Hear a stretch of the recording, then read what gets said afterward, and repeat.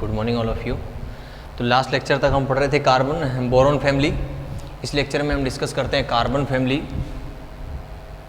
Carbon family का general electronic configuration, जैसे हमने पी ब्लॉक का जनरल इलेक्ट्रॉनिक कॉन्फ़िगरेशन जो लिखा वो लिखा है NS2 NP1 से लेकर 6 तक। तो कार्बन फैमिली का जो जनरल इलेक्ट्रॉनिक कॉन्फ़िगरेशन होगा वो क्या होगा, NS2 NP2 ये वाली रो है वो किस में आएगी, NP2 में।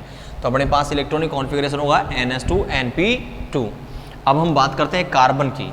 तो कार्बन का इलेक्ट्रॉनिक कॉन्फ़िगरेशन लिखिए, 6 नंबर पे आता है कार्बन 6 नंबर पे आता है। तो कार्बन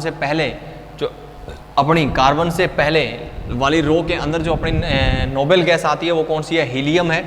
हीलियम को मैंने यहाँ पर लिख दिया। अब देखें कार्बन के लिए रो जो है वो कौन सी है, सेकंड रो है। तो यहाँ पर n इक्वल्स टू कितना हो गया 2, तो आ जाएगा 2s2 और 2p2, 2s2 और 2p2। नेक्स्ट कार्बन के बाद में आता है सिलिकॉन, और सिलिकॉन है वो कितने नंबर पे आता है, 14 नंबर पे। एटॉमिक नंबर याद रखने की मेरे हिसाब से कोई दिक्कत नहीं है, इसके लिए हमने लिखा था 13 यानी 13 नंबर पे है। ये 31 नंबर पे है। ये यहाँ पर जो हमने लिखा था वो कितने नंबर पे लिखा था, 49 नंबर पे। और ये जो लिखा था वो 32 ऐड करने के बाद 81 आया था। तो 13 पे तो ये 14, ये 32, ये 50 नंबर पे, और ये 82 नंबर पे। 40 नंबर पे इससे पहले जो अपने पास नोबेल गैस आती है वो नियोन, और n=2 की वैल्यू कितनी रहेगी, सिलिकॉन वाले रो के लिए n=3 रहेगी। तो n= मैं यहाँ पर 3 रखूँगा तो क्या हो जाएगा 3s2 3p2। उसके बाद में अपने पास आएगा गैलियम के बाद में जर्मेनियम, Ge जर्मेनियम 32 नंबर पे है। 32 वाली से पहली वाली रो में आर्गन 18 तक हो गया। इस रो के लिए अपने पास n= कितना आता है, 4 आता है। तो मैं यहाँ पर n=4 रखूँगा तो 4s2 4p3 4s2 4p2 यहाँ पर। अब यहाँ पर अपने पास 18 2 20 और 2 22 10 एलिमेंट्स रह गए, यानी कि 10 इलेक्ट्रॉन रह गए। तो 10 इलेक्ट्रॉन यहाँ पर अपने पास कौन सा आता है, डी ब्लॉक आता है। कौन सा आता है, डी ब्लॉक आता है। ये अपना डी ब्लॉक।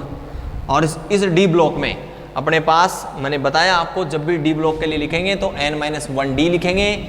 f के लिए लिखेंगे तो क्या लिखेंगे, n-2f लिखेंगे। तो इस रो के लिए n की वैल्यू कितनी है, 4 है। तो यहाँ पर मैं 4 रखूँगा तो 4 - 1 कितना हो जाएगा 3। तो 3d, और d में टोटल कितने इलेक्ट्रॉन आएंगे, 10 आएंगे। तो आ जाएगा 3d10 4s2 4p2 अपना क्या हो जाएगा, इलेक्ट्रॉनिक कॉन्फ़िगरेशन हो जाएगा। जर्मेनियम के बाद आता है अपने पास टिन SN, स्टैंड्रिक भी बोलते हैं इसको, इसके स्टैंड्रस और स्टैंड्रिक। यहाँ पर टिन कितने नंबर पे है, 50 नंबर पे। तो इससे पहले वाली रो में अपने पास क्या आता है, क्रिप्टॉन। नोबेल गैस है वो क्रिप्टॉन हो गई अपने पास। क्रिप्टॉन के बाद अपने पास आगे चलें तो n की वैल्यू, टिन वाली रो के लिए n की वैल्यू कितनी होती है, 5। तो यहाँ पर रख दूंगा मैं 5s2 5p2। और d के लिए लिखेंगे, यहाँ पर जो d ब्लॉक अपने पास आया है, यहाँ पर जो d ब्लॉक है n की वैल्यू 5 है। तो यहाँ पर 5 रखेंगे, 5 - 1 तो कितना हो जाएगा 4d10। तो अपने पास आ जाएगा क्रिप्टॉन 4d10 5s2 5 है। p2 इसका क्या हो जाएगा, जनरल इलेक्ट्रॉनिक कॉन्फ़िगरेशन हो जाएगा। टिन के बाद में अपने पास आता है पीबी यानी लेड, जिसको हम सीसा भी बोलते हैं, 82 नंबर पे। इससे पहले अपने पास जो नोबेल गैस आती है वो कौन सी आती है, जिनोन आती है। मैंने जिनोन लिख दिया। उसके बाद इस रो के लिए अपने पास कौन सी, जिनोन नहीं, रेडोन। हाँ, इससे पहले जो आती है वो जिनोन रख दिया मैंने। और इस रो के लिए n की वैल्यू कितनी होती है, 6 होती है। तो यहाँ पर मैं रख दूंगा 6s2 6p2 और 6p2। लेकिन यहाँ पर अपने पास d ब्लॉक भी आता है और f ब्लॉक भी आता है। d ब्लॉक भी आता है और f ब्लॉक, दोनों ब्लॉक आते हैं। तो d के लिए हमेशा क्या लिखते हैं, n-1d। तो यहाँ पर 6 रखेंगे, 6 - 1 के लिए कितना हो गया 5, 6 - 1 के में कितना हो गया 5d10। और f के लिए लिखेंगे तो यहाँ पर 6 - 2 यानी कि 4f 14। ये इनका क्या हो जाएगा, जनरल इलेक्ट्रॉनिक कॉन्फ़िगरेशन हो जाएगा। तो यहाँ पर अपने पास सिलिकॉन यानी कार्बन जो है अपने पास नॉन मेटल है। कार्बन के बारे में सभी जानते हो मेरे हिसाब से, आपने ऑर्गेनिक कंपाउंड जो पढ़े हैं। और ऑर्गेनिक केमिस्ट्री में जब हम पढ़ेंगे तो सिर्फ और सिर्फ किसके बारे में पढ़ेंगे, कार्बन के बारे में ही डिस्कस करेंगे। यहाँ पर सिलिकॉन और जर्मेनियम दोनों के दोनों क्या है, मेटलॉइड हैं। क्या है, मेटलॉइड है, सिलिकॉन, जर्मेनियम। और इससे जस्ट आगे चलेंगे तो ऑर्सेनिक, ये भी क्या आता है, मेटलॉइड में आता है। और ये दोनों क्या है अपने पास है, टिन है। क्या है, टिन और लेड है, तो दोनों क्या है, मेटल है। अब देखो पी ब्लॉक के बारे में अपने पास कार्बन फैमिली का इलेक्ट्रॉनिक कॉन्फ़िगरेशन हो गया। हम इनमें से किसी का भी इलेक्ट्रॉनिक कॉन्फ़िगरेशन लिख सकते हैं। फॉर एग्जांपल मैंने यहाँ पर Br लिया, ब्रोमीन। ब्रोमीन का क्या लिखना हो अपने को, इलेक्ट्रॉनिक कॉन्फ़िगरेशन लिखना हो तो हम किस प्रकार से लिखेंगे, अपने से किसी का भी क्या पूछा जाए, इलेक्ट्रॉनिक कॉन्फ़िगरेशन पूछा जाए तो हम किस प्रकार से इलेक्ट्रॉनिक कॉन्फ़िगरेशन लिखें। तो अपने पास इलेक्ट्रॉनिक कॉन्फ़िगरेशन लिखा है अपने को Br ब्रोमीन का, Br ब्रोमीन। हम एटॉमिक नंबर लिख लें, किस प्रकार से लिखना है। देखो यहाँ पर 36 है तो ये कितने पे आ जाएगा, 35 पे आ जाएगा। तो Br हो गया अपने पास 35 नंबर पे। अब आगे चलते हैं, Br से ऊपर वाली जो रो है उसके लास्ट में क्या आता है, Ar, आर्गन आता है। तो मैंने यहाँ पर Ar आर्गन लिख दिया, कोष्टक में बंद कर दिया। 18 तक इलेक्ट्रॉनिक कॉन्फ़िगरेशन अपना हो गया। उसके बाद अपने पास ये किस में आता है, पी ब्लॉक में आता है। तो पी ब्लॉक के लिए जनरल इलेक्ट्रॉनिक कॉन्फ़िगरेशन क्या होता है, NS2 NP1 से लेकर 6 तक। लेकिन इस वाली रो के लिए इलेक्ट्रॉनिक कॉन्फ़िगरेशन क्या आता है, NP5। तो मैं यहाँ पर लिख देता हूँ NS2 NP5। ये वाली जो रो है उसके लिए N की वैल्यू कितनी है, 4 है। तो मैं यहाँ पर रख देता हूँ N की वैल्यू 4 और यहाँ पर भी मैंने रख दिया 4। अब अपने पास 4 वाली रो जो आई है इसमें क्या आता है, डी ब्लॉक भी आता है यहाँ पर इस वाली रो में। तो डी ब्लॉक के लिए हम क्या लिख देते हैं, N-1D। तो यहाँ पर N की वैल्यू 4 है तो N-1 करेंगे तो 3D, और D में कितने भरे जाते हैं, 10 भरे जाते हैं। ये ब्रोमीन का क्या हो गया, इलेक्ट्रॉनिक कॉन्फ़िगरेशन हो गया Ar 3D10 4s2 4p5। किसी का भी लिखवाएं अपने पास, जैसे अपने पास ये कहे कि बिस्मिथ का इलेक्ट्रॉनिक कॉन्फ़िगरेशन लिखो, तो बिस्मिथ का इलेक्ट्रॉनिक कॉन्फ़िगरेशन लिखेंगे। तो यहाँ पर मैंने लिख लिया बिस्मिथ कितने नंबर पे आता है, ये यहाँ से इधर से भी कैलकुलेट करके ला सकते हैं, इधर से भी कैलकुलेट करके ला सकते हैं, ऊपर से भी कैलकुलेट करके ला सकते हैं।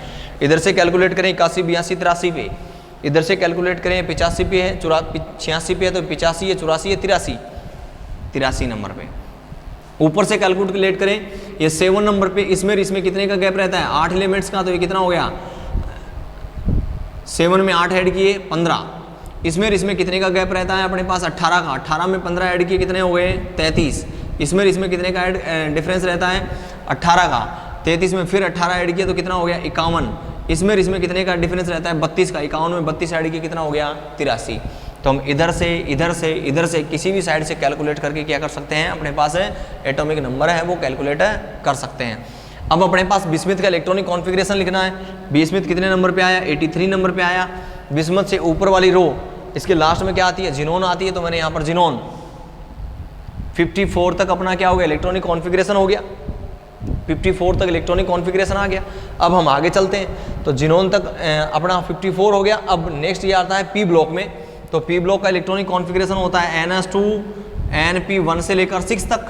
बिस्मिथ वाली जो रो है उसके लिए इलेक्ट्रॉनिक कॉन्फ़िगरेशन क्या आता है, NP3। तो मैं यहाँ रख देता हूँ NP3।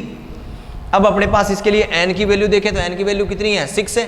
तो मैं यहाँ पर रख दूंगा 6, N = 6 और N = 6। अब इस रो में D ब्लॉक भी आता है और F ब्लॉक भी आता है। तो D ब्लॉक के लिए क्या लिखते हैं, N-1D, और F के लिए क्या लिखते हैं, N-2F। तो हम सबसे पहले लिए D के लिए, तो 6 - 1 यानी कि 5D, और 6 - 2 यानी कि 4F। 4F में F में कितने इलेक्ट्रॉन भरे जाते हैं, 14, और D में कितने भरे जाते हैं, 10। तो बिस्मिथ का इलेक्ट्रॉनिक कॉन्फ़िगरेशन क्या हुआ है, xenon 4F 14 5D 10 6s2 6p3। ये इसका क्या आ गया, इलेक्ट्रॉनिक कॉन्फ़िगरेशन आ गया। तो इस हिसाब से हम किसी का भी इलेक्ट्रॉनिक कॉन्फ़िगरेशन है वो क्या कर सकते हैं, कैलकुलेट कर सकते हैं। नेक्स्ट एक एग्जांपल और ले लेते हैं। नेक्स्ट एग्जांपल हम लेते हैं इनमें से किसी का भी, जैसे मैंने नेक्स्ट एग्जांपल ले लिया यहाँ पर सल्फर का। किसका ले लिया, सल्फर का। और सल्फर का तो काफ़ी इजी है। सल्फर कितने नंबर पे आता है, 16 नंबर पे आता है। और सल्फर से ऊपर वाली रो जिनोन ना नियोन, तो ये नियोन बंद कर दिया बड़े कोष्टक में हमने इसको। फिर इस वाली रो में इलेक्ट्रॉनिक कॉन्फ़िगरेशन क्या आता है, NP4। तो मैंने यहाँ पर लिख दिया NS2 NP4। इस वाली रो के लिए N की वैल्यू कितनी है, 3। तो ये हो जाएगा 3s2 3p4, 3s2 3p4। और यहाँ पर डी ब्लॉक आता नहीं है तो अपने को उसमें दिमाग लगाने की जरूरत नहीं है। ये सल्फर का क्या होगा, इलेक्ट्रॉनिक कॉन्फ़िगरेशन हो गया। ऐड करके देख लेते हैं। नियोन 10 नंबर पे, 10 में 2 ऐड किए 12, 12 में 4 ऐड किए 16, अपना काम हो गया। उसके बाद जैसे हम नेक्स्ट बात करते हैं ऑर्सेनिक, ये लिख लिया मैंने ऑर्सेनिक। ऑर्सेनिक कितने नंबर पे आता है, 33 नंबर पे आता है, 33। अब इससे पहली वाली रो जो है वो आर्गन पे खत्म होती है तो AR18 लिख दिया मैंने। इस वाली रो के लिए NP3 तो मैंने यहाँ लिख दिया NS2 NP3। N की वैल्यू कैलकुलेट कर लें, N की वैल्यू कितनी आएगी, 4 आएगी, तो यहाँ पर मैंने लिख दिया 4 और ये लिख दिया मैंने 4। अब यहाँ से इस रो में कौन सा आता है, डी वाला भी आता है, डी ब्लॉक। तो N की वैल्यू अपने पास 4 आई तो 4 - 1 तो यानी कितना हो गया, 3D हो गया, तो ये लिख दिया मैंने 3D10। तो ये उसका क्या आ गया, इलेक्ट्रॉनिक कॉन्फ़िगरेशन आ गया। ऐड करके देख लें 18 10 2 3, 18 10 28, 28 में 2 ऐड किया 30, 30 में 3 ऐड किया 33। अब मेरे हिसाब से इलेक्ट्रॉनिक कॉन्फ़िगरेशन में कोई डाउट नहीं रही होगी पी ब्लॉक वाले में। पी ब्लॉक में आपको ये दो जो ब्लॉक हैं, ये दो जो ग्रुप हैं, यानी कि 13वां ग्रुप और 14वां ग्रुप, यानी बोरॉन फैमिली और कार्बन फैमिली, ये अपने को 11th क्लास में पढ़ने हैं। नेक्स्ट अपने पास बच गया नाइट्रोजन, ऑक्सीजन, फ्लोरीन और हीलियम वाली जो फैमिली है वो उसको हम कहाँ पढ़नी है, अपने को 12th क्लास में पढ़नी है। 12th क्लास का इनऑर्गेनिक केमिस्ट्री का सबसे लंबा चैप्टर यही रहता है, क्योंकि इसमें कितने ग्रुप आते हैं, 4 ग्रुप अपने को क्या करने पड़ते हैं, पढ़ने पड़ते हैं। और कई सारे इसमें से क्वेश्चन आते हैं, जैसे नाइट्रोजन है वो 5 बॉन्ड नहीं बनाता, लेकिन फास्फोरस है वो क्या कर सकता है, 5 बॉन्ड बना सकता है। H2O यानी ऑक्सीजन के साथ जब 2 हाइड्रोजन जोड़ते हैं तो ये लिक्विड फॉर्म में आता है, लेकिन सल्फर के साथ जब 2 हाइड्रोजन जोड़ते हैं तो ये गैस फॉर्म में आता है, तो H2O लिक्विड है जबकि H2S गैस है। ऐसे बहुत सारे क्वेश्चन अपने पास कहाँ पर बनते हैं, 12th क्लास में बनते हैं। तो यहाँ पर हम जब इसका डिस्कस जब 12th क्लास में करेंगे तब पढ़ेंगे, क्योंकि ये काफ़ी लंबा चौड़ा है। क्योंकि इसको जब हम पढ़ना स्टार्ट करते हैं तो मेरे हिसाब से 1-1.5 महीने तक खत्म ही नहीं होने वाला ये पी ब्लॉक वाला जो मैटर है वो। तो यहाँ पर हमने जनरल इलेक्ट्रॉनिक कॉन्फ़िगरेशन पढ़ लिया, किसका, पी ब्लॉक का। पी ब्लॉक में कुछ और इंपॉर्टेंट चीज़ जो है वो यहाँ पर इतनी ध्यान दिमाग में रखनी कि कौन सी गैस है, कौन सी लिक्विड है, कौन सी अपने पास सॉलिड फॉर्म में है, और कौन सी नॉन मेटल है, कौन सी नॉन मेटल है और कौन सी मेटलॉइड है। ये सब चीज़ें दिमाग में रखनी है, इनके नाम दिमाग में रखने हैं। इस वाले को निकोल्जन कहते हैं, चैल्कोजन कहते हैं, हेलोजन कहते हैं, और उन वाले को हम inert gas, noble gas, zero group या शून्य ग्रुप, ऐसे नाम से क्या करते हैं, हम बुलाते हैं।